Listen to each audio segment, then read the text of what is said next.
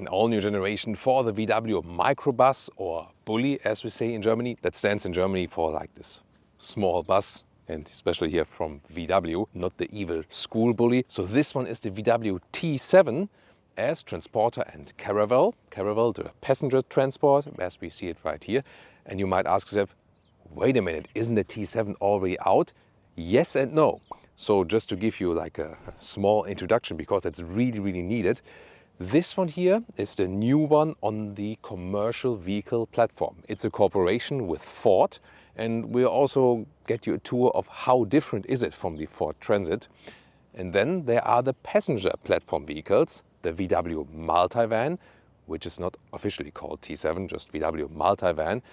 That one really focused on passenger comfort from suspension, also higher speed on the motorway and so on for the family. And then there's the all-electric passenger vehicle, the ID Buzz, also then focused on long range, bigger battery, also more passenger comfort. You can, maneuver better and so on. And this one in here on the commercial vehicle platform is wider from the inside, is higher from the inside, higher payload, more towing. So more focused on, for example, people transport if you own a hotel or something, or you do airport transport, or for example, you want something for the family, but need it higher and wider for the holidays and so on. And you say, this is more important than a more sophisticated suspension for you. Or of course, the Transporter, when you have just more space in the rear, if you have like some craftsmanship work or something like that. And we'll give you an extensive tour with Thomas Nautical in 4K, full screen, full length. Let's go with the new T7. And in the front you see it's a little bit Ford Transit, but VW Commercial Vehicles says that they even have changed all the outside parts. So it's more what's on the inside, like from the engine and chassis and so on, which is similar to the Ford Transit. Option, you can also get the IQ Light. These are the Matrix LED. We also have them right here. And in a beautiful blue color here today. This one, a true Thomas blue color, definitely. You have this short overhang. We'll also take a look under the hood soon and also tell you all about the different engine versions, because this one here available as all electric, as diesel and also as petrol plug-in hybrid. Very interesting. Wheels, 16-inch steel, then you can 16-inch aluminum or 17-inch aluminum. 19 would even be possible in the so-called PanAmericana version, where you have like some off-road look as well, but these here 17-inch aluminum. Two different lengths or wheelbases. This one here is 5 meters 45 or 215 inches with the long wheelbase, and then minus 40 centimeters or minus 16 inches is the 5 meters and 5 meter version, or 199 inches. Yeah, that's the correct figure. That would be the short wheelbase version. And the increase in length is really all wheelbase. So the overhang is the same. It's really about how long is the wheelbase. This here, as I said, longer wheelbase, and then you can house more passengers. This one can house up to 9 passengers on the inside. Well, 9 people, including the driver, so to be correct. The EV version, only 8. Because then they say, we don't have one seat in the middle, then the additional one in the front, because you have to calculate with 75 kilograms per person. And then again, you get a problem with a payload. So the payload is 1 ton or 1.3 ton. I can already tell you so far. Yeah, and this is the rear here with a nice LED backlight here. So it has some styling, although it is a Transporter. This has also been a scheme. So, and yeah, it is different from design from the Multivan. You can already see on the outside actually that you will have more width, like, this wider on each side. So this will be a massive difference, and also the height, because I know it for example from my brother. He's driving T7 Multivan at the moment, again, which is not officially called T7 anymore, for the family, 3 young kids and so on. And then he's wondering, should I maybe moved over to the ID Buzz? But then again, the height is not that good, when you handle the kids on the inside. Or should he maybe go for this to have more space for the kids? Then again, suspension-wise, this one gets a torsion beam at the rear axle. The Multivan has that as well, but it's actually not optimized for really heavy loads. And that's why the Multivan will be more comfortable from suspension. And the ID Buzz, by the way, has a multi-link in the rear. So this is also then important for the comfort and for the driving. But of course, we'll also take a spin with this one here today. Interesting, by the way, also, talking about the roof, sliding doors, of course, you can get for both sides. This one here, the manual one, but what's interesting here, when I close it, here, it's not electric, but then it automatically slides backward, and then it's like this closing help, almost like a soft close. So although it's not really fully electric, it almost closes by itself. And talking about the roof, when I get up here, you can see there are certain anchor points here on the top. And the roof load is, when you drive this vehicle, up to 170 kilogram, but static as it stands here right now, you can put half a ton, 500 kilogram on it. That might be interesting, for example, if you put like a sleeping tent on the top, and you can sleep on the top of the vehicle with the whole family. Or also if you think about like maybe like police, firefighters and so on, if they want something stationary on the roof. We also have some details on the interior which I can show to you, which are really for this professional use. So everything is to follow. You have to think about, this is less focused than on like family comfort, but really more on space and professional use. And turning indicators here in the front, replace the daytime running light. That looks pretty cool. Well, but in the rear, it's really, really tiny, right? So small indicator, hard to see. Now to the interior, and we start here at the side, because it's like the most important thing about this vehicle. First of all, here the individual seats in the second row. So you can pull this one down. Then this one can also be for the entry to the third row, but you can also have this upward like this, and then slide this, and then it's still possible. You know, you can choose that basically. And these are the straps to completely pull the seats out. I can soon show that to you as well, better from the rear. But indeed, all the seats can be taken out. The only thing, because that's also relevant to my brother, so in their Multivan, they have like the single seat, and they can turn it around, so you can better interact with the kids on a long holiday drive and so on. But here you can take them out, but you see here there's no rail, and you cannot put the seat in like backward position, for example. You cannot slide it forward or backward. You can just take it out or not. That's the thing. So here now 3 individual seats, and the 5-seater would also be the standard configuration. If you have a combustion engine model, there could also be an additional seat here in the middle, so like in the front, that you have like this. It's like maybe like in some businesses, they drive with 3 people in the front and then just all of cargo in the rear. But here you sit very upright. It's actually decently comfortable. A lot of space here for your knees to the front seats, and also a lot of headroom. That's the thing, because it's a high and wide vehicle, and you just feel the width here on the inside. There's a small window here you can open like slightly, that's possible. I would just watch out for the kids that they maybe don't hurt their fingers. And then here is also a sunshade. That's also cool, easy solution. And you also have a separate climate unit here for the rear. And you can control that like this. So that's an easy solution, also warmer and colder and so on. And then you also have 2 USB-C chargers down there at the back part of the driver's seat. And yeah, all the individual seats here are kind of similar. Here, seatbelt from the outside. This one here is integrated. Yeah, but I can also very well sit here on the middle part. A cool setup would also be if you take this middle seat out, and then, for example, the kids can go through here to the middle directly to the rear bench. That would also be possible. And then let's check out the rear bench. Here, by the way, 2 more USB-C chargers here at the inside of the doors as well. And then we fold this up. And maybe it's easier when I put this one down first, because I also want to show you how we take out the seat completely. So here, to get to the rear, do it like this. There we go.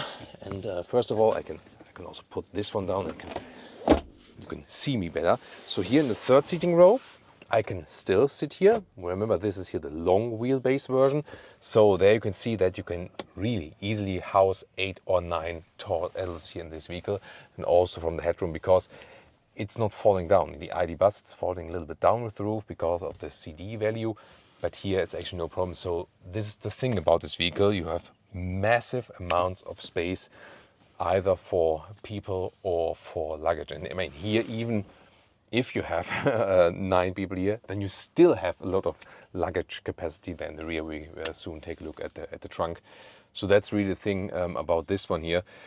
If you compare Multivan and the ID Buzz, this one has so much more space on the inside. And this is also where, when the other ones were presented, some were actually disappointed they don't offer more space. Or for example, when you have everything full of people, there's hardly any space for luggage. But here it's really both. A lot of people plus a lot of luggage.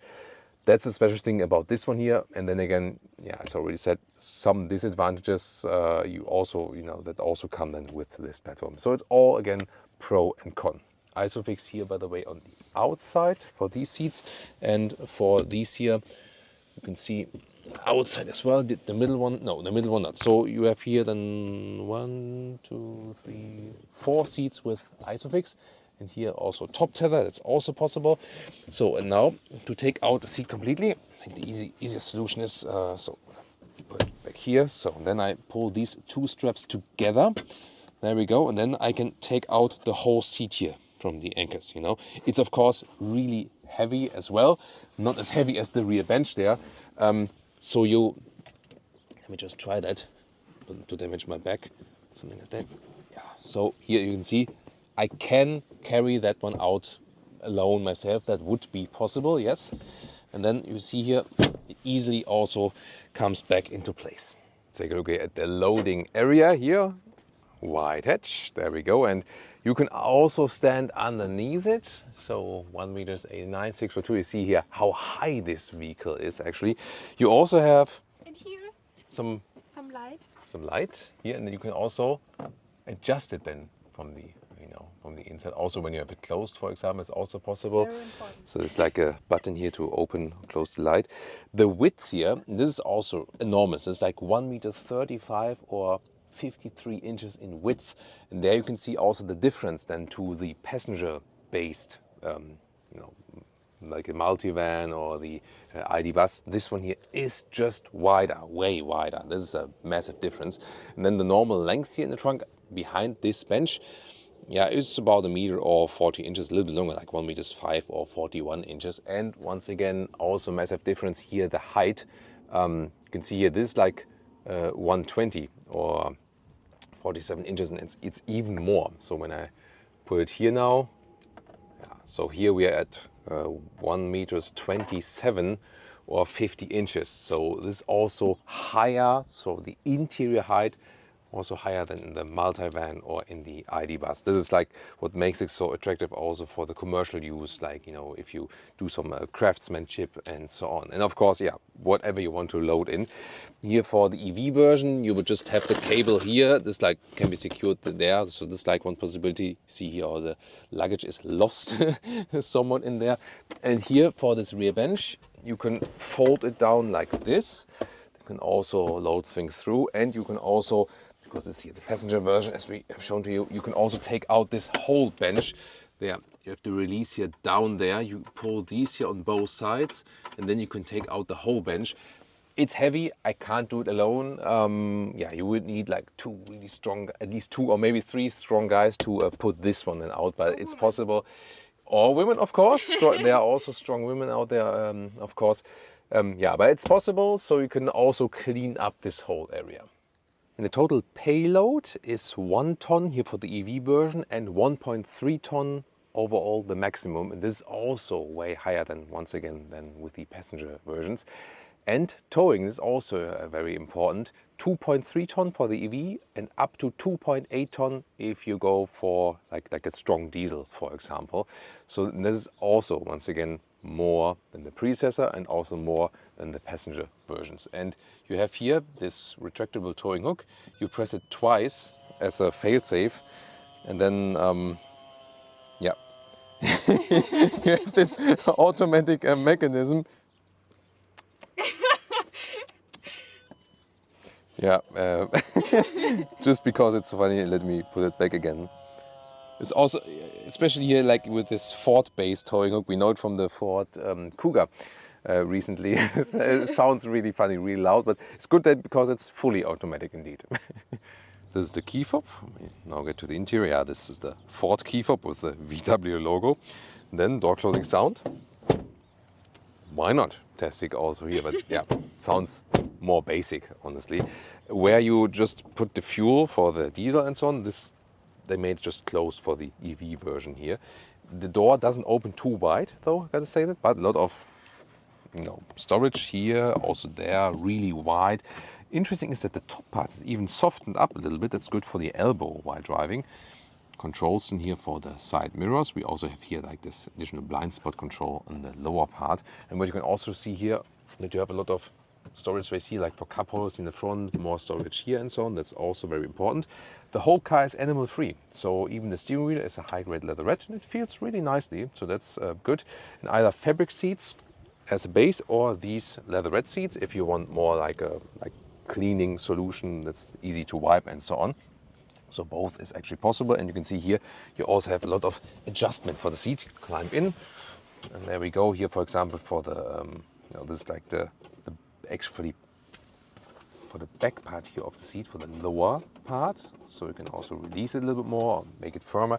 And here, this one, you have to pump the seats up, pump it up, or go a little bit lower. Welcome to this cockpit. First of all, here the passenger seat can be like way forward and backward. The only thing is when it's all the way backward, then you have like this really large hole here where you can, where things can get lost. At least you can also access it quite well then again like this. And you can also have this bench here in the front, would also be possible with then 3 seats in the front overall, and really soft here for your elbow. You can get these here. It's also adjustable in the height. This is really, really soft, so like a soft leatherette. And then also very plush underneath. That's cool. The seats are rather a little bit firmer, but it's okay. And then also here this leatherette, and it's a really rugged material in the way of that you can wipe it clean easy. It's also good for the commercial vehicle use. And then you have this modern cockpit here with digital instruments and also this infotainment system, which has this, rather integrated way. Start and stop button is here. Still a manual volume jog. For the climate unit, for the temperature, you have it in here. You can use it as a sliding function or plus and minus, so that is both possible. And here you have some hotkeys. You press it, but it says like it's one button, then capacitive control, like where you actually access it. And then you have, for example, the driving modes you can set. Interesting is that, by the way, here this small storage space, when you lift this one up, these are special mounts. Also, for example, for a use that you can install like a laptop holder here. Maybe, for example, also for police use that you can check like vehicle registration numbers and so on. Or maybe if you do delivery, maybe you want to have this mount here to put something on there, or that you can check your deliveries, maybe with an iPad mounting or something like that. So these possibilities all exist. And when I'm sitting here with 1m89, 602, still some headroom left, so it's no problem. Really generous space offering.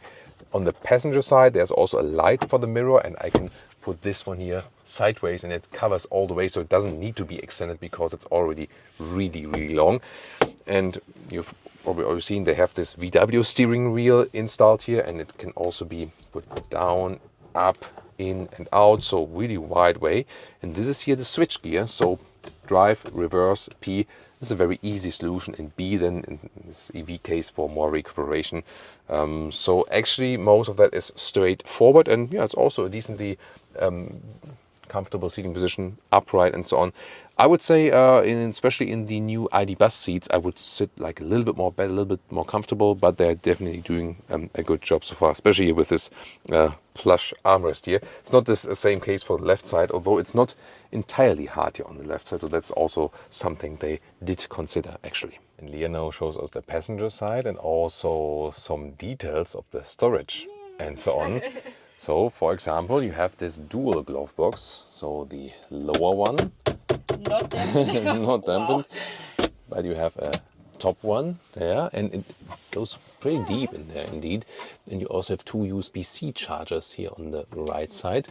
By the way, some details like the inside handle here on the passenger side, like this, or also in the, there's another one in the front, or also here this top cubby hole there for sunglasses. You can even pull it out. So small, small details like these are sometimes separate in the configurator for like 10 or 15 euros. And I think, are you serious, guys? Yeah, can't understand that. Then in the middle console, you can slide this one open. There we go. And it's also, is it adaptive? Yes. Yeah, also somewhat adaptive. Holds it there we go. model tight, yep. Holds it also tight.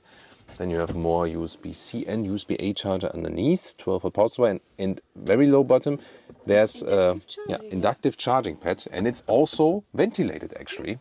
And what about the sunshade? There, the visor. This one's actually fixed on the passenger side. That's weird, Yeah. That's well, it's really wide, but would be cool that we could also put it to the side, but it's not possible actually. Digital instruments. There you clearly have a VW design.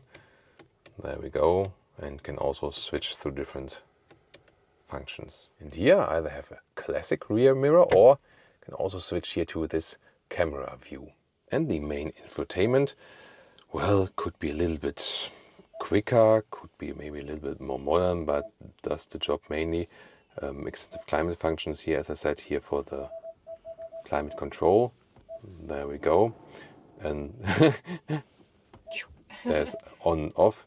But sometimes I feel like, okay, so where do I get to the main menu again? And then, yeah, you can swipe it, for example.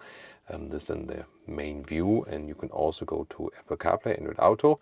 Like this, you can also have this full screen or alternatively this half screen format then here. And you wouldn't believe it, Harman Kardon sound system here. Decent stuff, I mean, for this vehicle here, good sound indeed, wow. And here, as a comparison, the pure Transporter version, and this one is also the one with short wheelbase and lower equipment. For example, here the headlamps, these are the base headlamps, so this is not the IQ Light, no matrix. Then you see it looks a little bit more simple actually. Here also at the side, the 16-inch wheels, but with aluminum, so a little bit smaller. And then you can see here way shorter here, 40 centimeters or 16 inches shorter, the one with a short wheelbase. But both Caravelle and Transporter available with long or the short wheelbase. And speaking of the Transporter, you can of course also get the sliding door, 1 or 2, and this is then the pure open version. You can already hear that here. We have here also this real wall to the front cabin to protect you actually, because when you have heavy stuff in here, you know that it doesn't fly into your face. Here you can also get this rugged floor, for example, for this use, and there you can see also like the dimensions of this vehicle. Once again here, the width, let's check it out. This is even more enormous. So this is 1 meter 60 actually in the width here. That's amazing. That's 63 inches. Wow. And the length here, so this is like 2 meters and 60. So it's over 100 inches in length then. Again, longer when you have the long wheelbase version. And here the height here inside, this is then 1 meter and 40 or 55 inches. So that's really impressive. So already the short wheelbase version here of the Transporter, very, very well usable. And in the front here, the version with the dual bench on the right side. That's of course cool then, for your company and so on. And these are the fabric seats. They look pretty nice here with the black outside and a little bit more brighter fabric on the inside. Here again, the wall in between. Let's just test the seating comfort. Of course, once again, also the fabric seats for the Caravelle or for the commercial, like the Transport version here. Actually, I think the fabric seats are even a little bit more comfortable. So yeah, these are probably a little bit more comfortable and more breathable in summertime. Yet again, the leatherette seats are better, when you have maybe construction site use, that you can wipe them clean easier. And sitting here in the middle part also works as a tall adult. I mean, yeah, it's maybe not super comfortable, but it's enough from the leg room and so on. Here in the front, by the way, is a cup holder. It's a different solution than the other vehicle we had there. Also nice. And on the outside, so this fits as well. And then what's the funny thing here? You can lift this one up and then have a storage underneath, for example, in this case here for the charging cable. So that's a nice idea, isn't it? And something else here, you can pull down this one to maybe for notes or whatever. Now about engines. So pulling that twice, and then we can open this one. And as I said, different possibilities you have. So here you can put that up. So this one here is the electric version indeed. No frunk then for this one, and different horsepower outputs are available. 286 horsepower is the maximum output. We have the strongest version here for you. And then you have 7.4 seconds in the acceleration figure. Funny thing is that for 50 euros, you can order a limitation of the acceleration. That, for example, when maybe like the young trainees in your company shouldn't push it too much when also all the tools are in the back on something. Yeah, but then again, this has to be done from works. Later on, you can maybe remove it at the dealer. But I mean, nowadays, there are a lot of electric vehicles where you can just limit it with your app. Nowadays, you can say, hey, my kids are only supposed to drive 130 kilometers an hour on the Autobahn or something like that. There's no need to do that at the dealer or at the works, you know. That's a software thing. So really complicated solution for that one, so that you have to decide that beforehand. Yeah, kind of strange. And also the recharging 10 to 80% is 39 minutes. So only 125 kilowatt DC peak, 11 kilowatt AC charging. So all the EV facts are not that good, honestly. Also only a 64 kilowatt hour net battery. There, for example, the ID Buzz has just, even in the small battery, small and even more the bigger battery, has just way more battery capacity and range. This one will be in the range if you more have like a city use, 300 kilometers, 200 miles, something like that, realistically. And on motorway, it will even be way less, maybe 200 kilometers, 125 miles. So as for the EV facts, not the ideal thing. This could be a suitable EV solution if you, for example, you own a hotel and you're always getting your guests, for example, like from a bottom station up the hill and down again, you know, that could be a solution. So if you don't have long mileage, if you want, like from this whole family, the best as for range and efficiency, it needs to be the ID Buzz, which is smaller than on the inside. So it's a question of what you want. On the combustion engine side, a 2-liter TDI with different horsepower specs. In the strongest version, you have around 14 seconds in the acceleration figure, so not too strong. The diesel will be front-wheel drive or all-wheel drive. This one here, the electric, always rear-wheel drive. And the plug-in hybrid, the 2.5-liter plug-in hybrid, which is to come later, this one also, once again, front-wheel drive, 20 kilowatt hours net around is the battery right there. Yeah, so different lineup. In most cases, it will be the Transporter version with the diesel. This will be the most sold version. And the Caravelle probably also then again with the diesel. The plug-in hybrid might also be interesting later on because of the battery size and so on. Sport mode.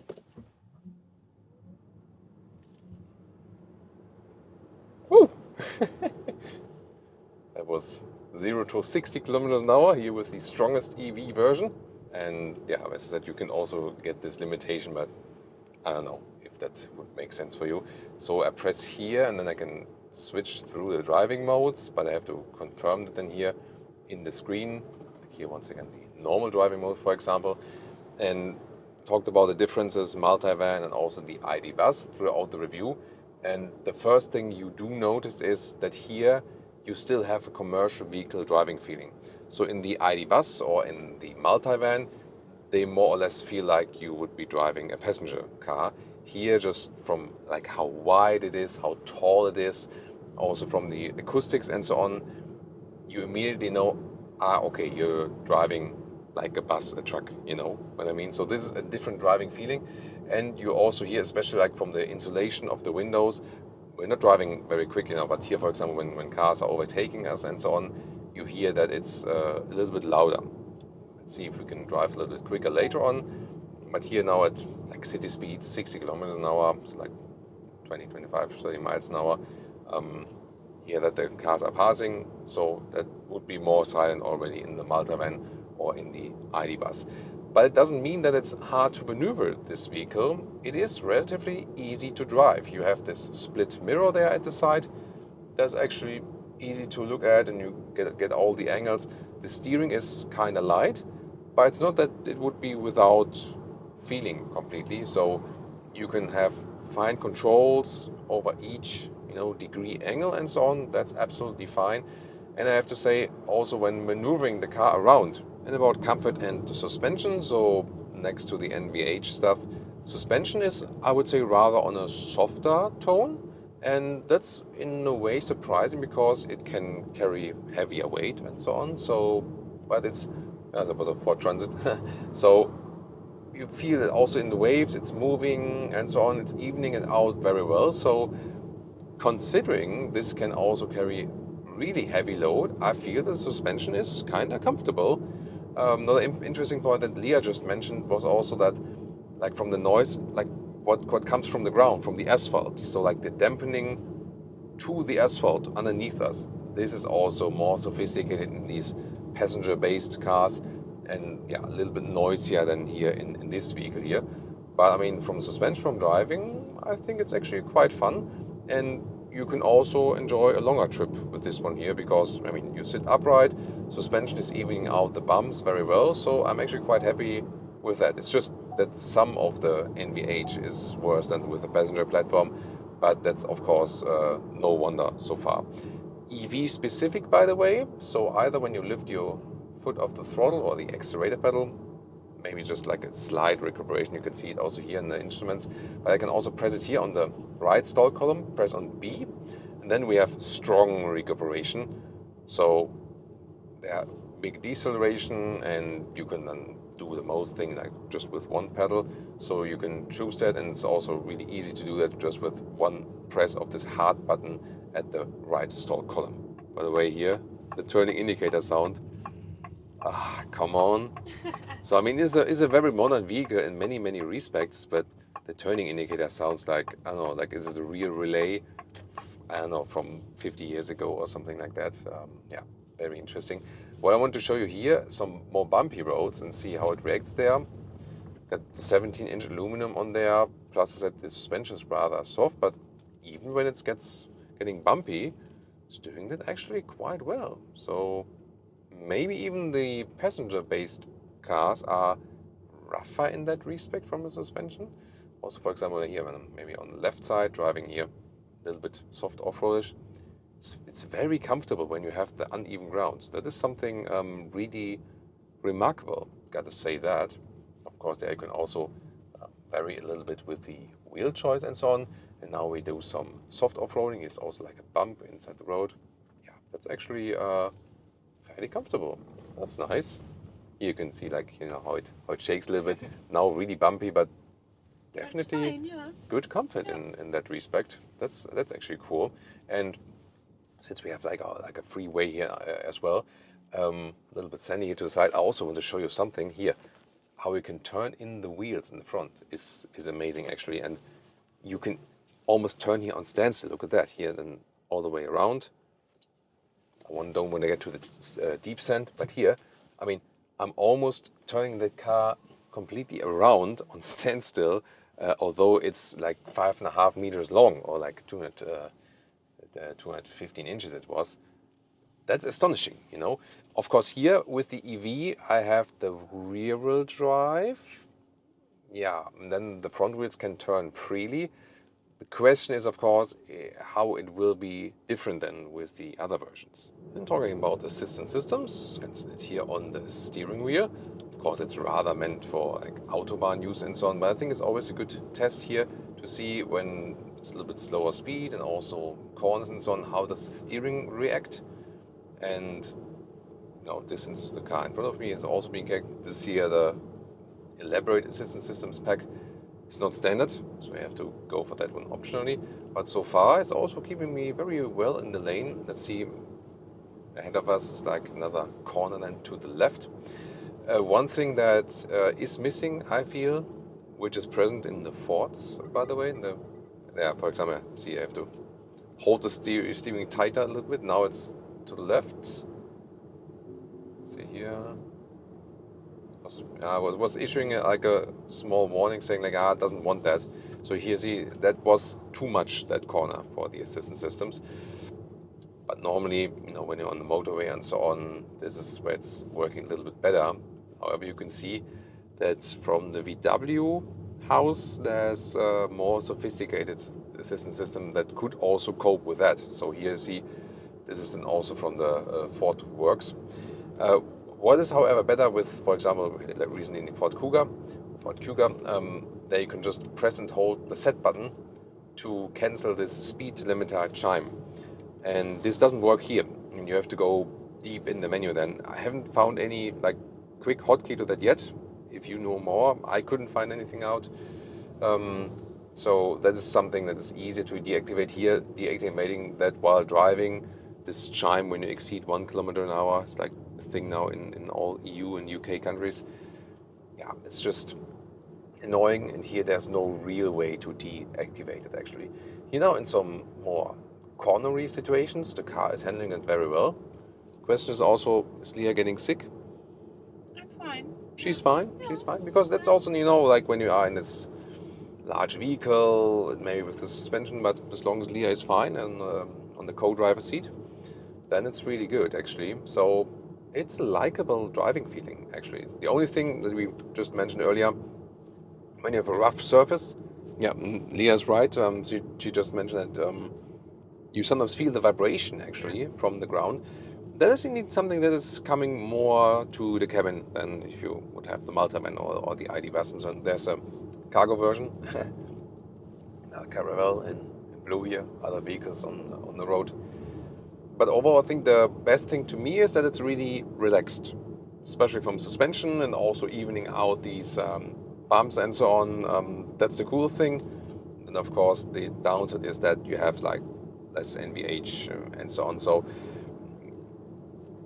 actually, I don't feel much negative sides from suspension, that it's set out on higher payload and so on. So that's actually a pretty good thing.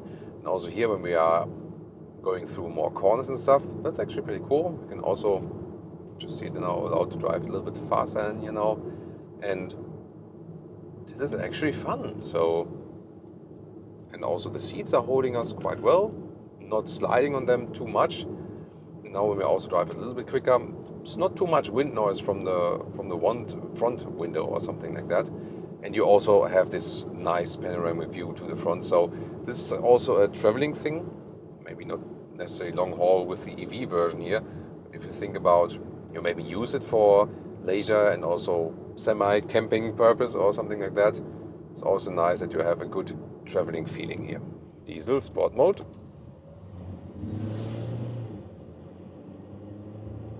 There we go.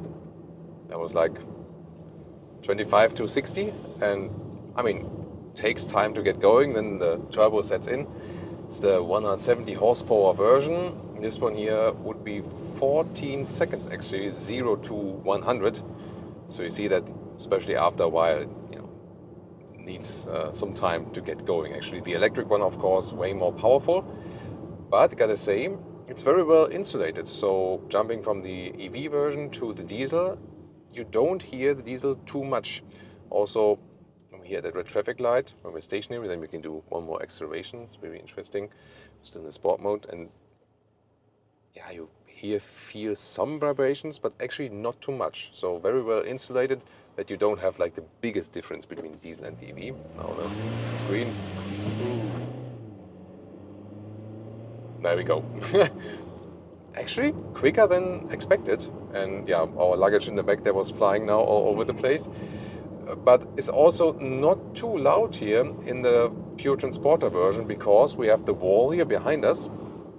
Leah is here now also on the middle seat, by the way. This is a fun driving experience when you're here with three adults in the front. Yeah, and I would have expected a bigger difference between the EV and the diesel version, but again, as I said, well insulated engine, and also that wall here to the transport box. This makes it not really much louder. So in a way, because we have the wall there, we also heard a little bit more in the Caravelle from, you know, just like the acoustic feedback we get and so on. And another difference is here, that's why I also want to show that to you. We've been driving the long wheelbase in the Caravelle, and this is now here the short wheelbase. And driving straight, you don't feel too much difference. Honestly, it's more a thing of like when you maneuver at, you know, around town and so on. But it's more a question of what you're actually used to. The one danger is, of course, when you're not used to long wheelbase vehicles and then you make a turn and you take it too tight, then you catch something with the rear of the vehicle. That's maybe the thing with the long wheelbase. Yeah, but other than that, they come very, very close in driving. You can also go back here to the normal mode once again. The sport mode will usually be probably not used that much. So you can also stay in the normal mode. The steering feedback, by the way, let's just test it here when in normal mode. Then go back to the sport mode. Yeah, from the steering, it doesn't change much, a little bit, maybe, yeah, but not too much difference from the steering feel. It's more about the throttle input, and in the sport mode, the throttle is just a little bit more responsive actually. What you do feel, see with the shorter wheelbase, it feels a little bit less truck-alike in a way, although this one is the cargo version, because it's just easier to maneuver around. But again, this will only play an effect when you really are in tight corners, or maybe thinking of city delivery. That might be a reason to go for the short wheelbase if you need to take some deliveries in inner city and so on. And this happens quite a lot, of course, nowadays, especially like with even more parcel delivery and so on. But then again, they often need the bigger trucks. There's always the question of the individual use case. You can also make here a lane change here, 60 kilometers an hour. Very good. Also, you can see here fine angles of the steering movement. There's no dead zone area in a way. It's also cool that you have control over the vehicle in that case. And I also have these dual mirrors. They're really helpful because then they reduce the blind spot.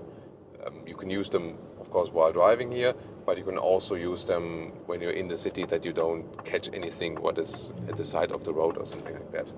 Yeah, just again these turning indicators, where you think like, okay, this is like an old real relay from like 50 years ago or something like that. And one more remark to the fabric seats we're driving at the moment, and indeed I found them maybe a little bit more comfortable and also more breathable when it's really hot. And then of course the leatherette, you can wipe it easier, clean it easier, especially if there's trucks inside use, or the kids spill some stuff on it and so on. So yeah, it's always pro and con, definitely. And the fuel economy for the diesel here, short trip, maybe have to extend it with an autobahn driving part at a later stage, but here so far 7 liters on 100 kilometers, that's 34 mpg US, 41 mpg UK. Pricing and which car is for which use case, it really depends. As I also said initially, the Multivan is more like the more comfortable family transport. This one here as the Caravelle, if you want more space in width, in height, and regularly transport even more people, plus luggage, for example.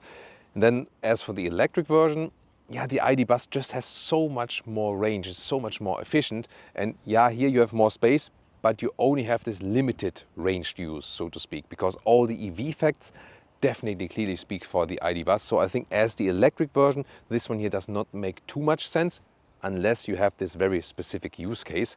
Then of course the big difference is that the pure Transporter just has a lot of space on the interior. This will be the most frequent use. And of course this one here also the Caravelle as the diesel version if you have maybe like a long haul passenger transport thing and so on. Or if you say, hey, I just want more space for maybe hobby plus family, because if you have maybe some sports, hobbies and so on, where you need to be flexible with the seats, plus you want, like maybe put bicycle, motorcycles in, maybe something like that. And pricing is super interesting, because I was initially thinking, yeah, that one on the commercial vehicle platform should be less expensive, but it's not the case. So interesting is that no matter if you go for the ID Buzz, here for the T7 Caravelle, or also for the Multivan, you always pay between 50 and 80,000 euros if you take the German prices, like from low spec to high spec. But if I spec, for example, this EV, like it stands here, it's about 82,000 euros, and a comparable Multivan would be maybe like 80,000 or maybe 75,000 euros. So a couple of thousand euros less expensive. And also a comparable ID Buzz would be maybe like 2,000-3,000 euros less expensive, but has almost 20 kilowatt hours more of battery capacity. So price-wise, I think it is kind of expensive, especially if you compare Multivan and the ID Buzz internally. The reason for that is, since it's on this commercial vehicle platform, most of the buyers actually pay the net prices, not the gross prices, because I was comparing gross prices. And when you have business customers, you sometimes say like, yeah, I mean, they lease it maybe anyway and so on, and they pay net price anyway, and it's not their private expensive, so we can also raise the prices a little bit as for that. So, but very interesting to have this insight. The question is, which one would you go for? Here, the Caravelle or the Transporter or the Multivan or the ID Buzz. You can, of course, compare these reviews right now.